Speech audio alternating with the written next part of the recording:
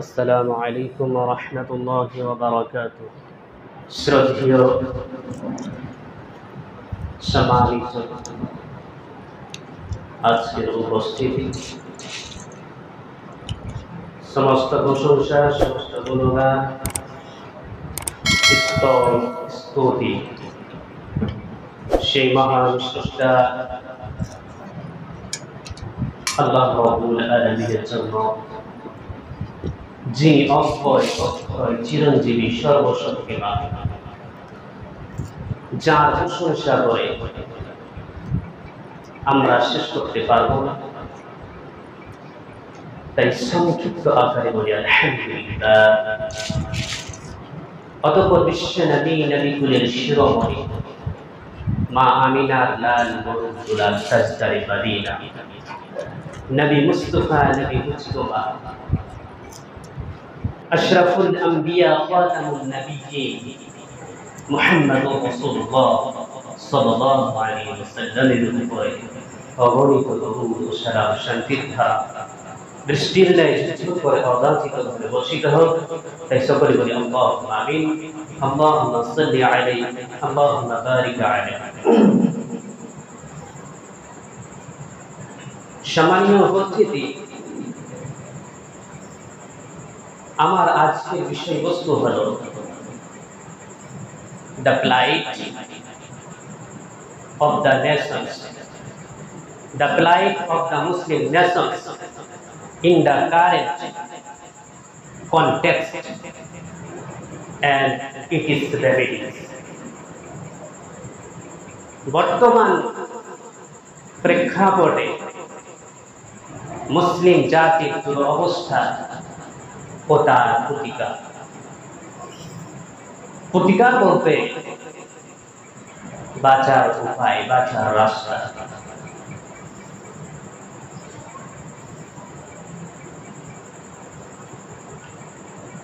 ভাই, আল্লাহ রাব্বুল আলামিন বলেছেন সূরা আল ইমরানের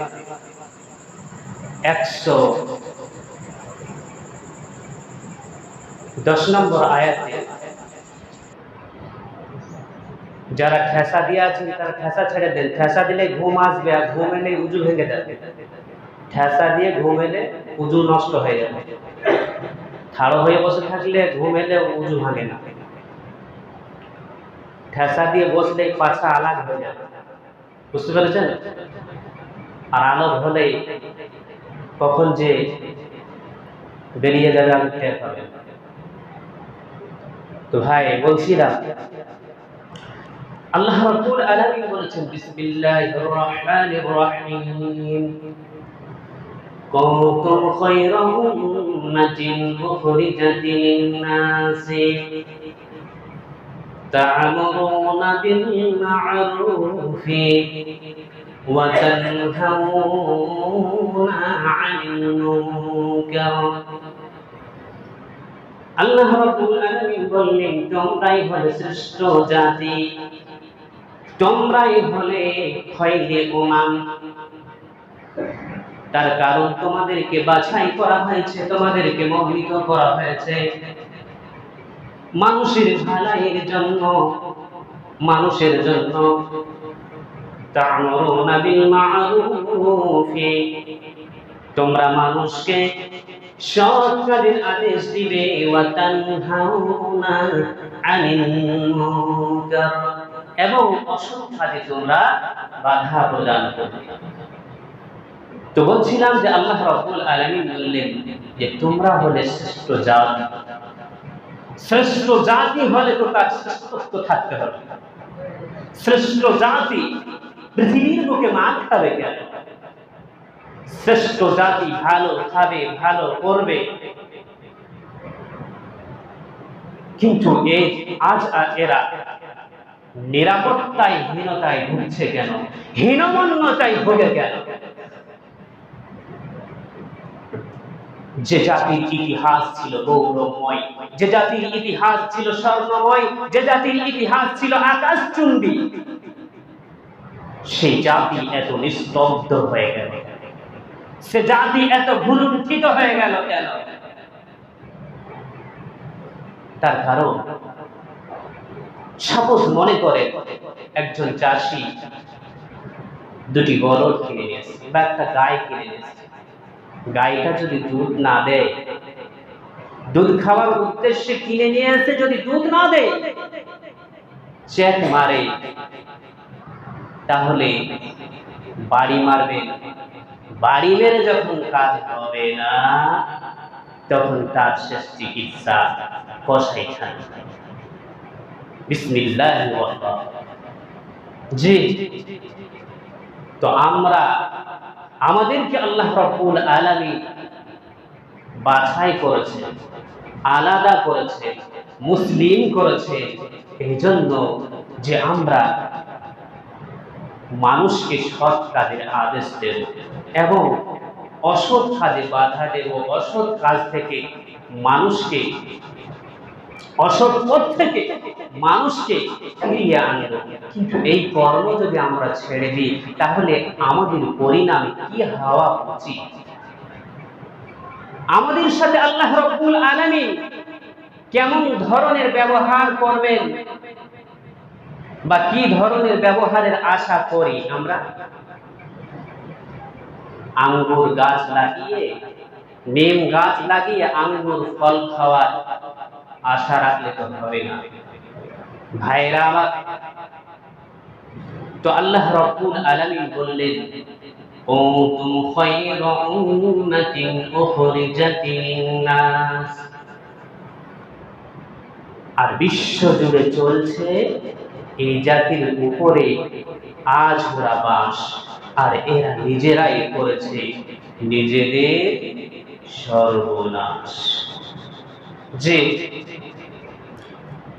বিশ্বের বুকে মার খাওয়ার জন্য আমরাই দায়ী। এক সময় মুসলিমদের সংখ্যা ছিল কম, অথচ অমুসলিমরা মুসলিমদেরকে দেখলে ভয় পেত। এদেরকে স্পর্শ করার আগে 100 বার না 1000 বার চিন্তা করত যে এই জাতিকে স্পর্শ করা যাবে না।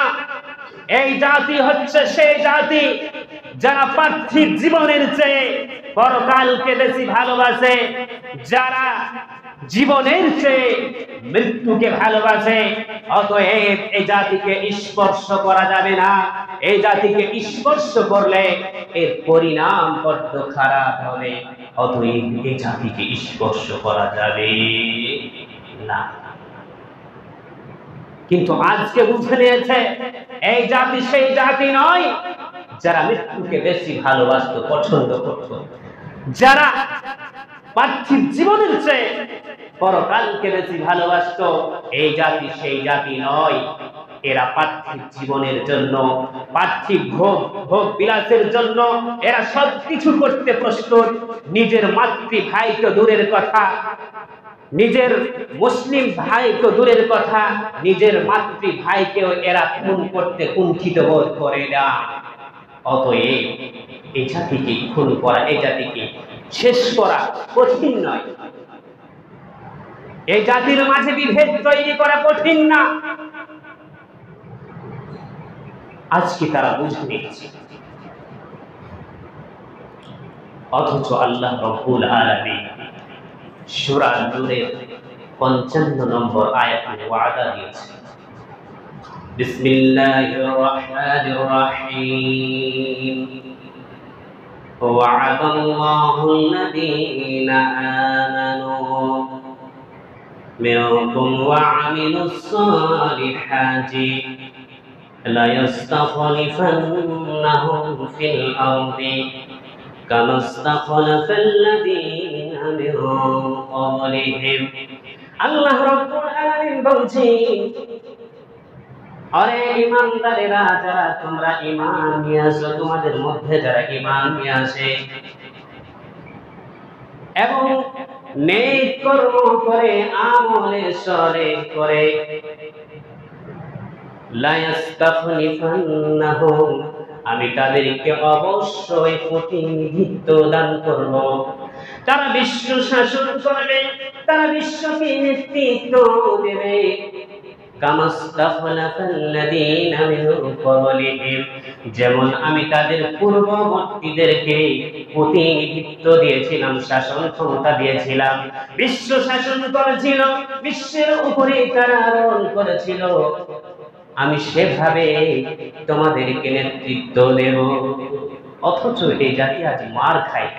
আল্লাহ বললেন আমি তোমাদেরকে নেতৃত্ব দেব, তোমরা বিশ্ব শাসন করবে, আর এরাই আজ বিশ্বের কাছে মার খায়, বিশ্ব এদেরকে কুটাই করে। যে কেন? আল্লাহ রাব্বুল আলামিন 2 নম্বর ওয়াদা দিয়েছেন,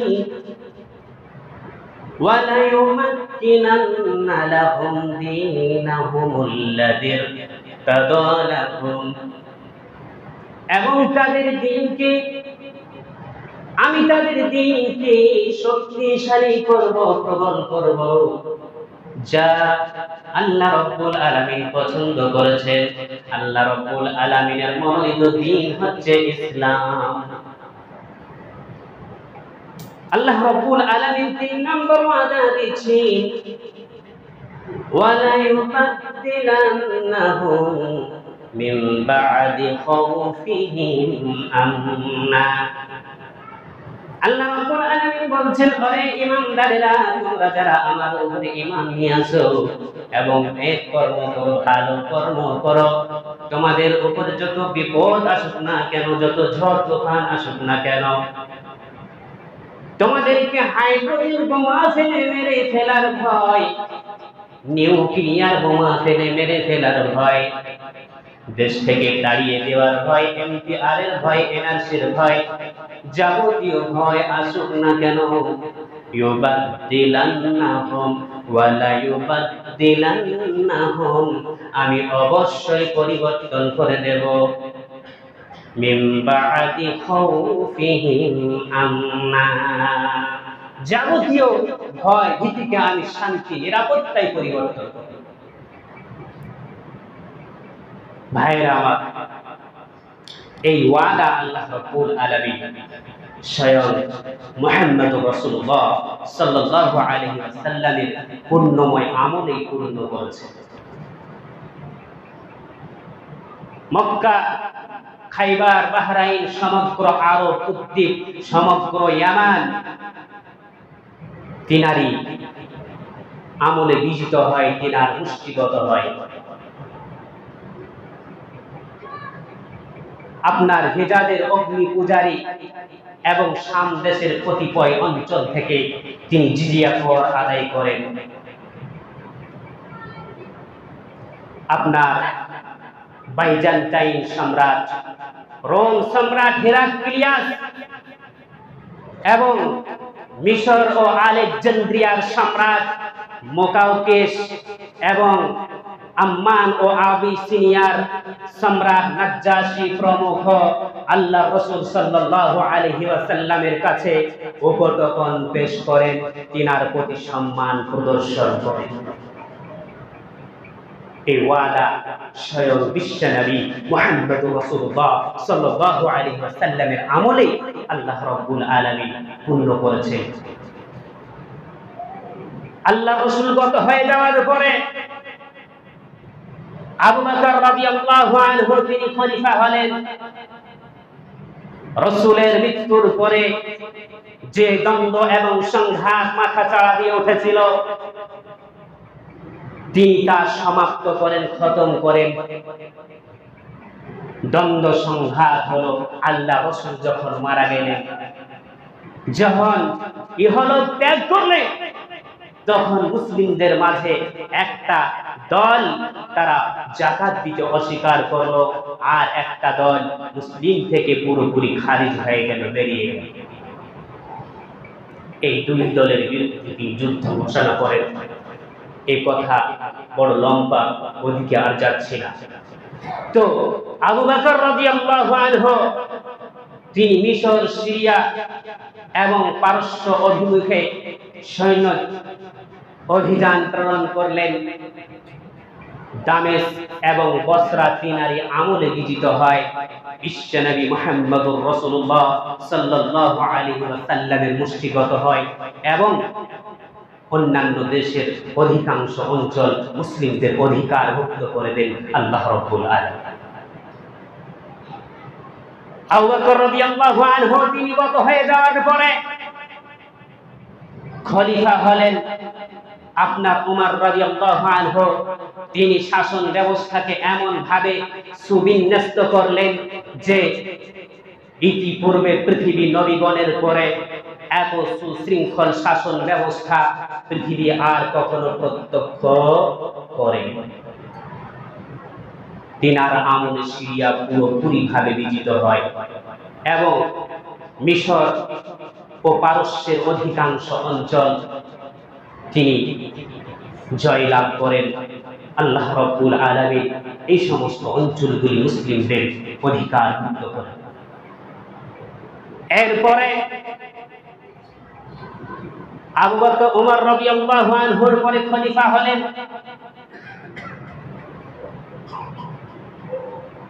আপনার উসমান রাদিয়াল্লাহু আনহু, উসমান ইবনে আফফান রাদিয়াল্লাহু আনহু। তিনার আমলে তিনার রাজত্বকালে ইসলামী বিজয়ের পরিধি পূর্ব থেকে পশ্চিম দিগন্ত পর্যন্ত বিস্তৃত লাভ করে। পাশ্চাত্য দেশ আন্দালুস, সাইপ্রাস এবং পূর্বীয় দেশ চীন ভূখণ্ড পর্যন্ত আপনার ইরাক, খুরাসান, আহওয়াজ এই সমস্ত অঞ্চলগুলি মুসলিমদের অধিকারভুক্ত করে দেয়। আল্লাহ রাব্বুল আলামিন এই ওয়াদা বিশ্বনবী মুহাম্মদ রাসূলুল্লাহ সাল্লাল্লাহু আলাইহি ওয়াসাল্লামের আমলেই পূর্ণ করেছেন। অতএব আমরাও যদি তিনার দেখানো পথে চলি তাহলে সেই হারানো গৌরব আমাদেরকে আল্লাহ রাব্বুল আলামিন আবারও ফিরিয়ে দেবে। সেই জনপ্রিয়তাকে আল্লাহ রাব্বুল আলামিন আবার ফিরিয়ে দেবেন। সম্মানীয় উপস্থিতি, বিশ্বনবী মুহাম্মদ রাসূলুল্লাহ সাল্লাল্লাহু আলাইহি ওয়াসাল্লাম 1400 বছর আগে ভবিষ্যৎবাণী করে গেছেন আমরা যে পৃথিবীর বুকে মার খাবো, আমাদের যে অবস্থা হবে 1400 বছর আগে ভবিষ্যৎবাণী করে গেছেন।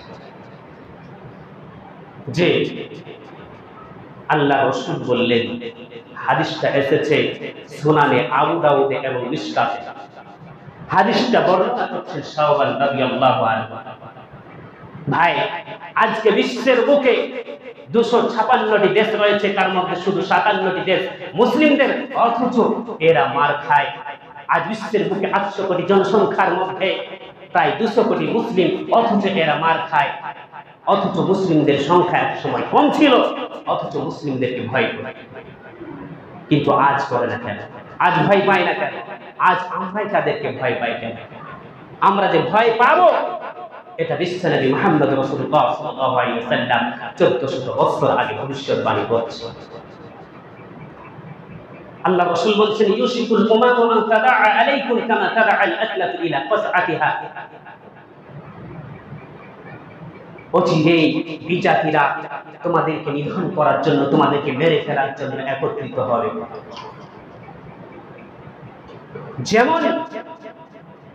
যেমন খানেওয়ালারা খাবারের পাত্রের চতুর্দিকে একত্রিত হয়, কামা তাদাআল আকলাতু ইলা qas'atiha। ফাকালা কাইলুন, একজন জিজ্ঞাসাকারী জিজ্ঞাসা করলেন, someone asked, will that be because of our small numbers at that time? সেই সময় কি আমাদের সংখ্যা কম হবে? ওয়ামিন কিল্লাতিন নাহনু ইয়াওমা ইদিন। আল্লাহ রাসূল বললেন, ক্বালা লা, আল্লাহ রাসূল বললেন, না, তোমাদের সংখ্যা কম হবে না, তোমাদের সংখ্যা অধিক হবে। You will be numerous at that time. ভাইরা আমার, কেন মার খাচ্ছি? আল্লাহ রাসূল বললেন, তোমাদের অবস্থা হবে ভাসমান খড়কুটার নেই, বন্যা স্রোত যেমন ভাসিয়ে নিয়ে যায়, ওই রকম তোমাদের অবস্থা হবে। হাদিসটা সম্পূর্ণ বলার সময় নেই, তো শেষ হাদিসের কথা হচ্ছে যে তোমাদের এই অবস্থা হবে তোমরা দুনিয়ার মুহাব্বতে পড়ে যাবে, দুনিয়াকে তোমরা আগলে ধরবে, দিনকে তোমরা ভুলে যাবে, দিন থেকে তোমরা দূরে সরে যাবে, যার জন্য তোমাদের এই করুণ পরিণতি হবে। যাই হোক, আল্লাহ রাব্বুল আলামিন প্রতিকারের যে কথা বলেছিলাম, বাঁচার উপায়, আল্লাহ রাব্বুল আলামিন সূরা নূরের 55 নম্বর আয়াতেই বলছেন। আল্লাহ রাব্বুল আলামিন বলছেন, ইয়াবুদুনানি, কেবল তোমরা আমারই ইবাদত করবে, আমারই গোলামি করবে, আমারই গোলামির মধ্যে অন্য কাউকে ঢোকাবে না, অন্য কারো গোলামি করবে না। ভাইরা বন্ধুরা আমার, আল্লাহ রাব্বুল আলামিনের গোলামির ভিতরে অন্যকে আমরা ঢুকিয়ে দিয়েছি, আল্লাহর জায়গায় অন্যকে বসিয়ে দিয়েছি, অন্যের গোলামি করে আল্লাহর গোলামি ছেড়ে দিয়েছে। আল্লাহ রাব্বুল আলামিন বলছেন, ইয়াবুদুনানি লা ইউশরিকুনা বি শাইআ, আর কোনো কিছুতে তোমরা আমার সাথে শরীক করবে না। আজ মুসলিম জাতির ভেতরে শিরক ঢুকে গেছে, যার জন্য এই অবস্থা। যে মুসলিম জাতির মধ্যে শিরক ঢুকে গেছে, মুসলিমদের মাঝে বিরাট একটা অংশ যারা কবর পূজা করে। আমরা কবর পূজা করি না, কিন্তু আমাদের ভিতরে শিরক আপনার প্রত্যক্ষভাবে না করলেও আমরা পরোক্ষভাবে শিরক করে থাকি। যাই, সে কথা বলার আর সময় নেই, সময় শেষ। আবার কখনো যদি আসি ইনশাআল্লাহ বায়ান রাখবো। তবে মনে রাখবেন, আমি আপনাদেরই সন্তান, আমি আপনাদেরই মাদ্রাসার ফসল। আপনাদের দেওয়া টাকা, আপনাদের দেওয়া চাল, আপনাদের দেওয়া তরিতরকারি সেই দিয়ে রান্না হয়েছে, তা খেয়েছি, তারই রক্ত তৈরি হয়েছে, সেই রক্ত আমার শরীরের রন্ধে রন্ধে ছুটছে। যাই হোক, আল্লাহ রাব্বুল আলামিন যেন আমাদেরকে বুঝার এবং আমল করা তৌফিক দান করেন, এই বলে আমি আমার বক্তব্য করছি। ওয়া আখিরু দাওয়ানা আলহামদুলিল্লাহি রাব্বিল আলামিন।